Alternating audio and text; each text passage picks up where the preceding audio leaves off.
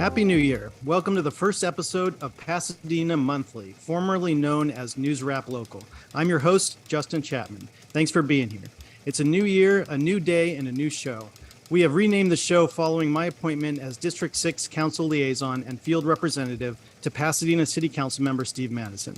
Many thanks to Taka Suzuki, who served as District 6 Field Representative since Steve was first elected in 1999, for her service. I'm very excited to be in this new role and serve the constituents of District 6 and the city of Pasadena. The new show will be similar in format to News Wrap Local, featuring an inclusive exploration of city issues and an interview with a special guest from the community.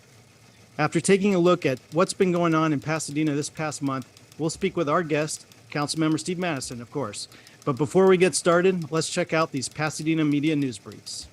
The Pasadena City Council unanimously elected council members Felicia Williams and Steve Madison as vice mayors of the city of Pasadena on Monday, December 12th. Williams will serve as vice mayor from December 12, 2022 to December 11, 2023. And Madison will serve from December 11, 2023 to December 9, 2024.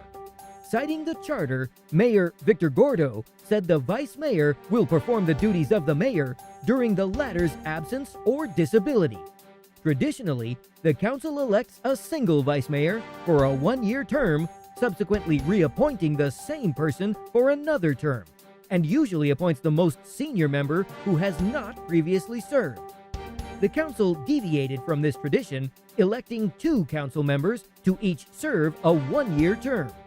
Mayor Gordo noted that both Williams and Madison are highly qualified to serve as vice mayor.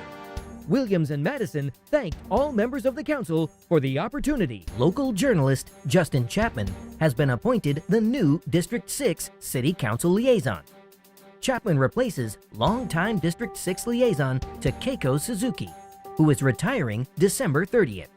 Chapman, who was born and raised in the Pasadena and Altadena areas, is an award-winning journalist who previously worked for Michelson Philanthropies Pacific Council on International Policy and the USC Annenberg Center for Communication Leadership and Policy.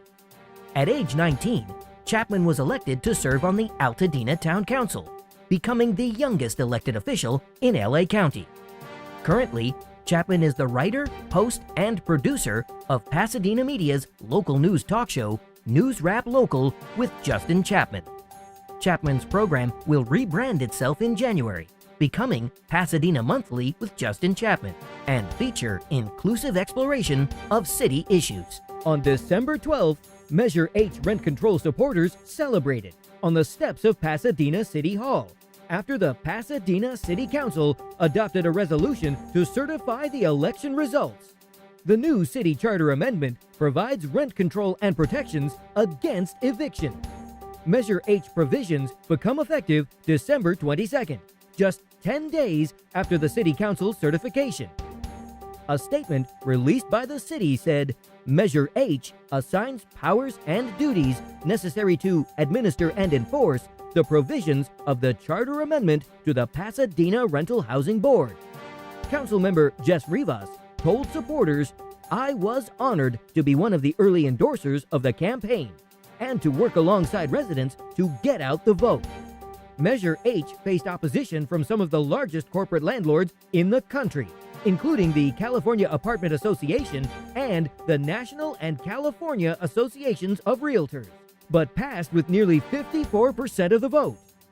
District 7 Councilmember Jason Lyons said, "The Pasadena Fair and Equitable Housing Charter Amendment was approved by the voters and is the law of our city. Now begins the work of making the program a reality." For more information, go to Pasadena4rentcontrol.org.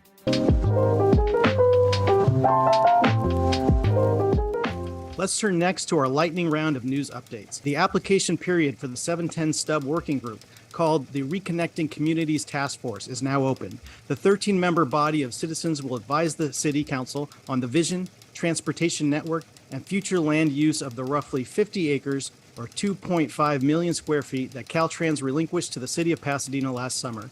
At least 2 of those 13 members must be descendants of a Pasadenan who was displaced by the freeway back in the 1960s and 70s.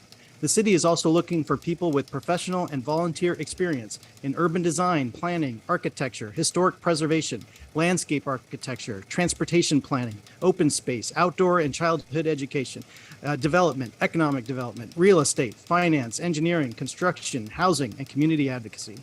It will likely be years before any new development or changes are made to that land.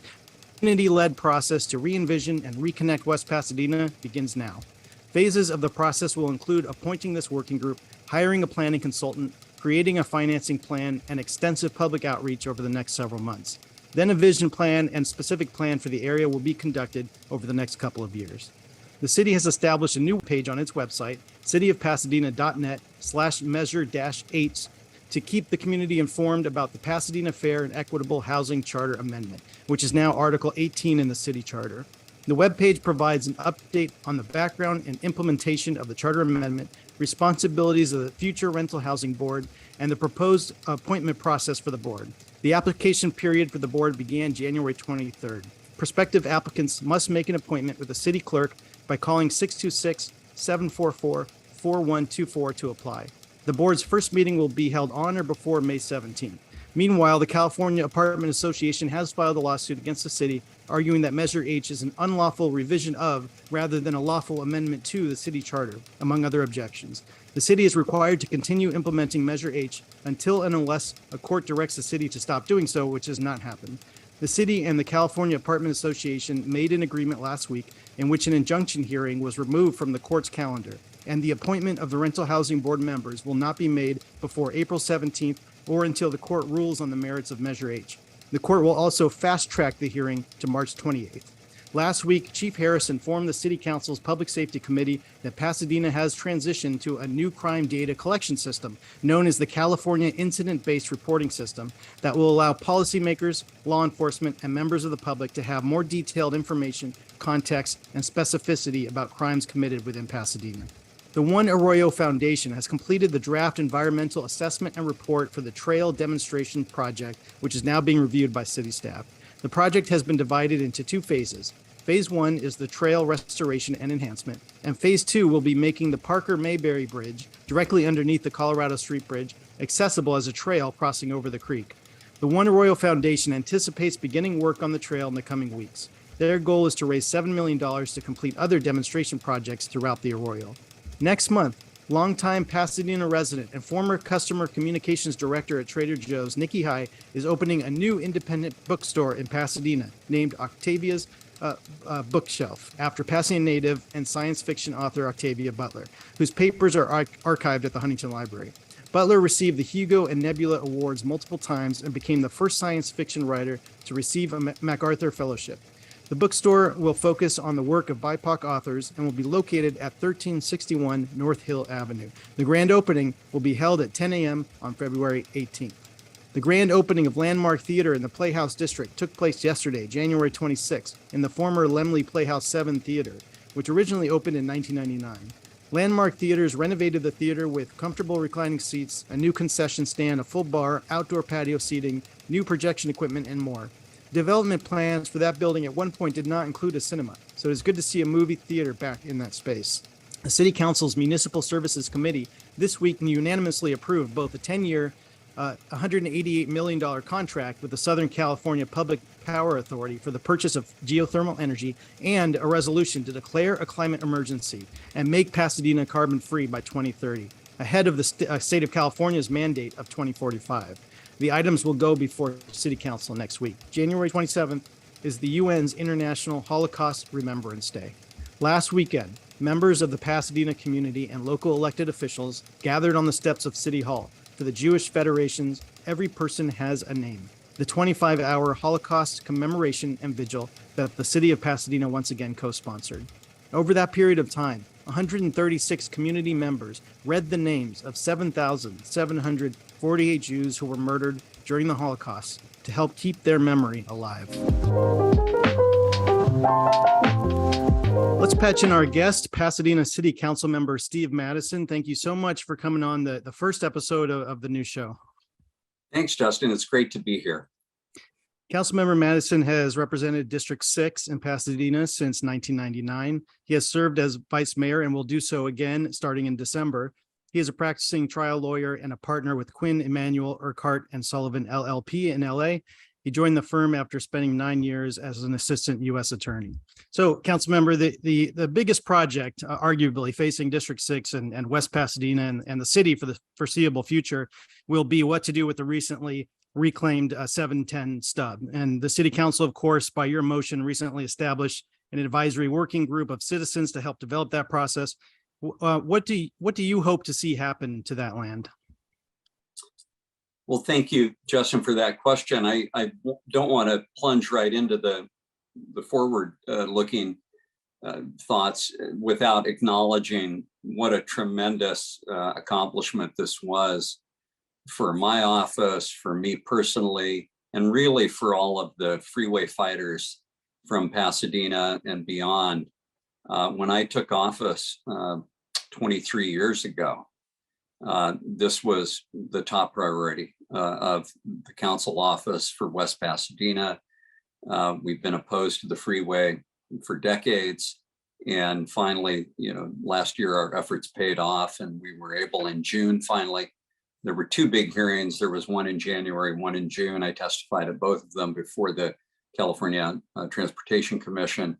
And those efforts all bore fruit ultimately in June when the commission decided to relinquish, is the legal term that is used, the property, and to give us a check for $5 million on top of the 50 acres or so that we've received back.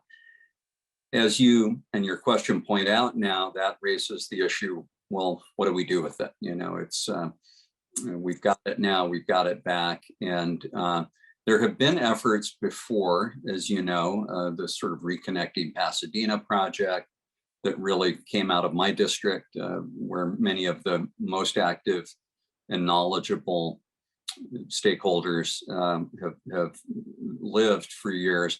But I think now we want to take this on as a citywide project, and we'll start by appointing this commission.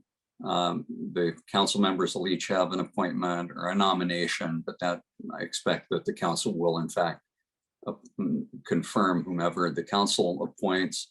We have a couple of designees, for example, 2 members of the community whose families were impacted directly by the eminent domain some 60 years ago or so.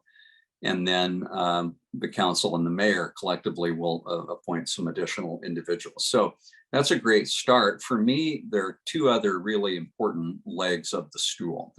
The committee is one, and lots of outreach and heavy lifting, frankly, by that committee. I've been telling the applicants that I've spoken with so far, this is a very labor-intensive assignment that you're volunteering for, and people need to have their eyes open about that. The other 2 legs of the stool would be strong staff leadership. And I've been an advocate in my regular meetings with the city manager and with other staff that we have to appoint one staff person at a senior level who has primary responsibility for this. This can't be something that 6 or 8 different department heads or assistant department heads dabble in.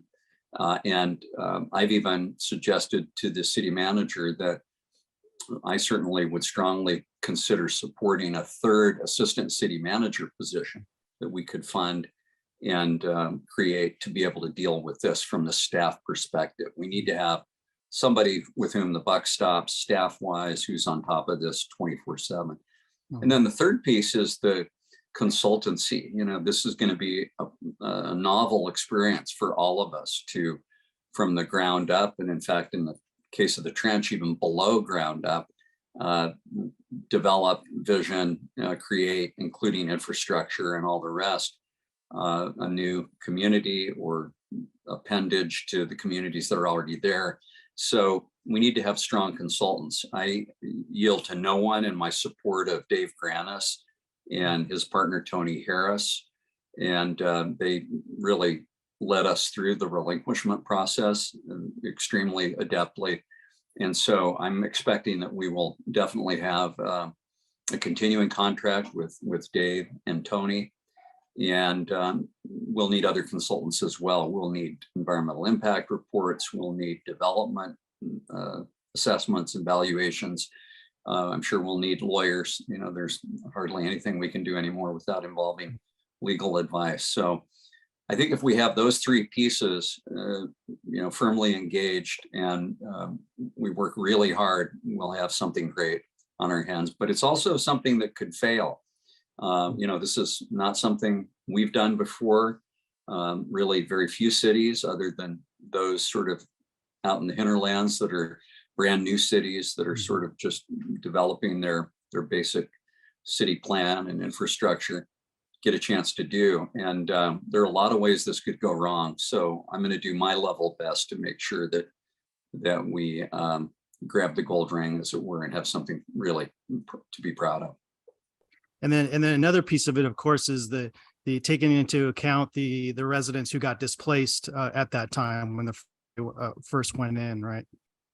Absolutely. You know, it's funny, my own personal interest in that started, the genesis of it was, I'm a huge Dodger fan. And I've read a lot, and I even have some artistic pieces, photographs, for example, and books that deal with the construction of Dodger Stadium. I think it was completed in 62. I think the Dodgers started playing there, if I have my dates right. And there were whole communities that were just bulldozed aside. And that's a tragedy. And I think so too, in this case, through eminent domain, the state came in and really pushed out of the way communities, including communities of color, African Americans, Latinos, Asians, and not just residents. There were a lot of businesses that were minority owned and very important parts of our community. Now, you can't go back 70 years and find those proprietors and residents, but I think what we can do is make amends in the way that we go about the development of the stump. And I was glad that the council added the two descendant sort of designations to the committee to make sure that their voice is heard about everything that we go forward. Right. And switching to rent control, you were against Measure H last year, but now your approach is that since voters approved it, we should try to make it work. Is that right? And part of that includes setting up a rental housing board that's going to work in good faith to implement it. Yeah, I wasn't against it so far. I just, it had not been demonstrated to me that I should support it. So I think that's an important clarification. You know, I said in many meetings, I have yet to see even a left-leaning economist whose opinion is that rent control increases the availability of affordable housing for working families and others. But I voted to put it on the ballot. Obviously, those requirements had been met. And I was asked, for example, to oppose the measure in op-eds and the like, and I declined to do that. I didn't think that was appropriate either. And it passed by a pretty strong margin. You know, in politics, 54-46 is a blowout. You know, in a basketball game, maybe not so much, but so I think we're now obligated and committed to making it work as best we can. We'll be forming a board, as you mentioned, and I'm looking at applications now for that as well.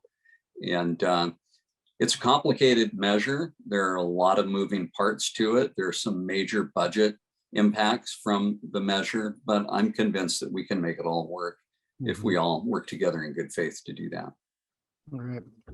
And you recently spearheaded an effort to name the City Hall courtyard after Bill and Claire Bogard. Tell us about why that was important to do.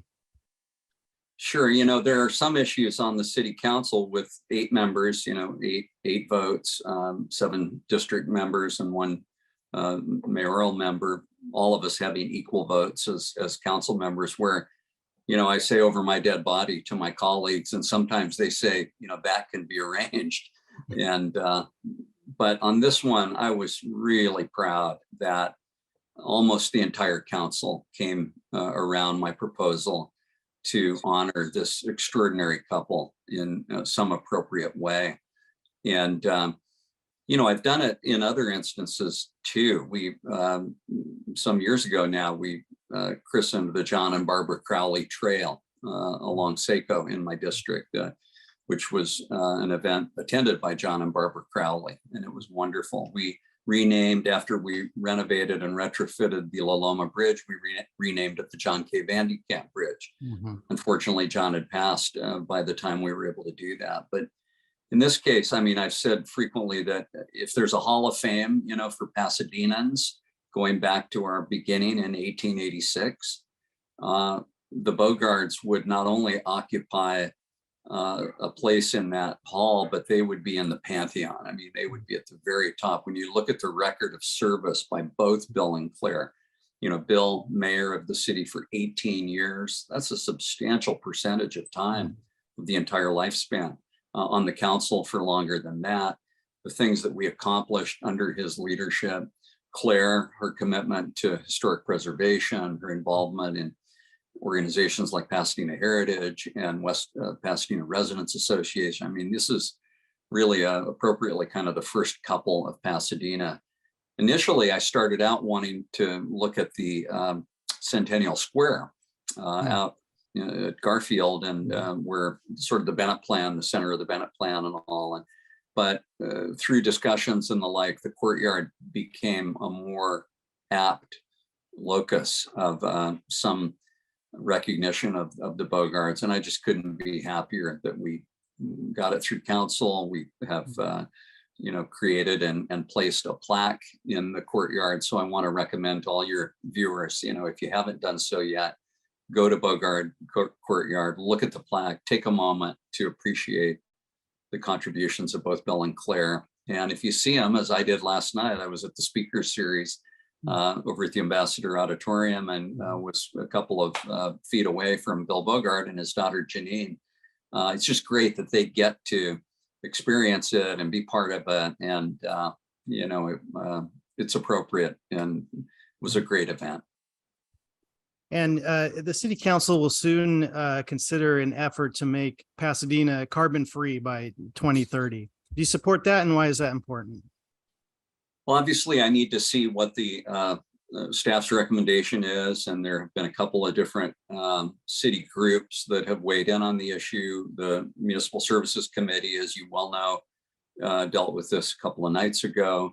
The Environmental Advisory Commission, on what I understand was a motion by my appointee to the commission, supported carbon-free. Apparently, some of my colleagues were proponents of something called carbon neutral, which sounds similar, but is not nearly the equal of carbon-free. So I'm hoping that, in fact, and if, as I know you did, you saw the council meeting on Monday, we had to push just to make sure that the carbon-free resolution, the Pasadena 100, a really outstanding group of environmentalists here in the city, we had to push to make sure that was even before the MSC and then in turn the city council. And I was a little surprised to learn that it was not on the agenda and actually wasn't even part of the materials that had been posted until my friend and colleague, Councilmember Jess Rivas, and I made a stink about it Monday night. And then later that evening, it was added to the agenda. And I understand that, I haven't read the report yet, but I understand what's coming to us when we get our agenda packet this evening will be something much more akin to the carbon-free proposal. And, if I could, Justin, just to kind of as an aside on that, we've had a lot of discussions recently where people have talked about, well, let's get along, on the city council. Well, let's complement one another, like probably in both senses of the word compliment, and collaborate together. And I think that's all great. And certainly the Pasadena way is to work respectfully with one another and listen to one another and make sure all of those in the city are heard. But there does come a time in this thing called governance where there will be conflict and differences, and it's important that we fight for what's important and for what's right and what our values are. And we can do that respectfully and appropriately. And Monday night, I think there were a couple of examples of that at Monday night's council meetings. So I'm super proud that we kept pushing and kept fighting for that, because, our kids and grandkids will thank us for that in the future. Right, absolutely. And Taka Suzuki was your field rep for the entire time you've been on the council, and up until she retired at the end of last year. Give us some reflections on her service, and then tell us about why you thought I would be a good fit for the field rep role, and what you want to accomplish going forward. Of course. Well, Taka is someone whom I met in my very first campaign for city council. And, running for office is eye-opening in many ways. You realize that some of your closest friends aren't all that interested in politics or service or campaigns. And then you realize there are folks that you hardly knew or thought you hardly knew who go the extra mile for you. And Taka was somebody who just worked tirelessly in my very first campaign. And then as I got to know her, I realized this is a person of tremendous substance and expertise. She retired young from LA Unified, where she had been a teacher and principal administrator. And, when you think about a lot of the skills that a good district liaison has can also be found in a great, teacher or school administrator, dealing with everyone from a stubborn kindergartner to an angry grandparent, who can't find parking on campus or something. And Taka just had all of those skills and was a tremendous rep for the district for all these years. And it was, her decision to retire. She felt that she had done what she came to do at the city. I certainly would second that. I joked that I would need to hire 3 people to replace her, but fortunately for me, Justin, even though we're still sort of in the honeymoon period, I think it was great that you were available, because I had worked with you in your efforts journalistically and also at WPRA, and, come to see the thoughtfulness of your approach to things. And I think all of that has paid off already in terms of the policy advice and counsel that you've provided to me. And we've got big policy questions coming down the pike. So the timing is really good. And I know that also your master's in public diplomacy is serving you well as you arbit disputes, between neighbors and constituents on the one hand and staff on the other. And I've seen some big wins already in terms of constituent service, and I'm grateful for that. So excited about the future. And, if I could just, again, another sort of riff or aside would be that it's a really interesting time on the Pasadena City Council. We've got 8 members, as I mentioned, as you know. It looks like as many as 6 of those positions will be up for election in next year. And, I have to sort of pinch myself as I say, 2024 is next year. We're now in 2023. And as we sit here today, we have 4 freshman council members of the 8. So we have 2 that were just newly elected, and then 2 who've just done 2 years, one of whom had been appointed, Jess Rivas, a couple of years ago. Felicia Williams, the current vice mayor, is running for the assembly. She doesn't have a free ride to do that, so she'll give up her council seat. There'll be a new council member in that seat. There are rumors about Tyrone Hampton also considering other, perhaps a race in that same, being a candidate in that. He has not told me that, and I've not heard that. Whereas I know Ms. Williams has formed a committee, which is, a strong step of running. So, there could be as many as 6 open seats on the city council. And of course, I have to make a decision about where I will fit into that. I think Mayor Gordo intends to run again. And at the same time, apart from City Hall, we have really all 3 of our representative, at least directly in part, representative legislative seats at the state and federal level opening up. Both Anthony Portantino, our state senator, and Chris Holden, my former colleague and our current assembly member, are termed out, so they have to give up their seats. And today, as I know you know, my dear friend Adam Schiff, who started the same day I did in the U.S. Attorney's Office 100 years ago, and we remain very close friends and colleagues to this day, announced what we had all hoped, that he's running for the United States Senate. So each of those positions will in turn open up. And as I mentioned, some of our council colleagues are looking at those, and there may be others as well. So what's the Chinese curse? May you live in interesting times. Certainly we find ourselves in that situation. Yeah, it's going to be an interesting transitional period over the next couple of years. Sure. And I'd be derelict if I didn't mention that we have a new police chief and a new head of the water and power and a new city manager, also all, getting settled in their positions and all. So it's an exciting time. Change can be hard, but, going back to Chinese for a moment, I understand the Chinese symbol for risk is a combination of danger and opportunity. And I think we do have in these new positions and these new people a ton of opportunity, just as we do with these projects like the 710 we started with. Yeah, it's an exciting time for the city and the region. And I'm loving the council liaison job so far. The best part being figuring out ways to help people and how the city can help solve their problems. So really excited to be working with you on that.